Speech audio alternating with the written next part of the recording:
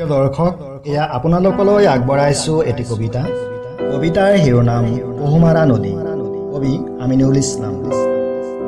নাম তোমাৰ পহুমাৰা নদী, আহিছা তুমি সুদূৰৰ পৰাণী কৰি। কেতিয়াবা তুমি অগ্নিশৰ্মা, দুয়োপাৰ ভাগি ছিগি বিয়পি পৰা। উপচাই তোলা তোমাৰ পলসেৰে কৃষকৰ প্ৰাণ সেউজীয়া শস্যৰে। শৰতত তুমি শান্ত নিজৰা, ধীৰ স্থিৰ গতিৰে প্ৰবাহমান হোৱা। তোমাৰ বুকুতে সাঁতুৰি নাদুৰি বালিচৰত বালিঘৰ সাজি কটাইছো শৈশৱ আনন্দৰে উমলি।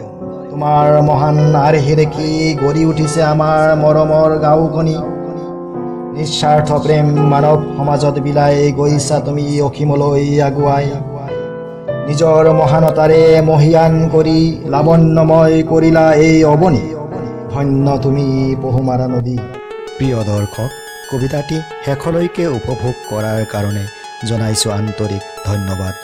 আমাৰ চেনেলটি যদি এতিয়াও ছাবস্ক্ৰাইব কৰা নাই তেতিয়াহ'লে ছাবস্ক্ৰাইব কৰক আৰু আপোনাৰ মূল্যৱান কমেণ্টৰ দ্বাৰাই আমাক উৎসাহিত কৰক।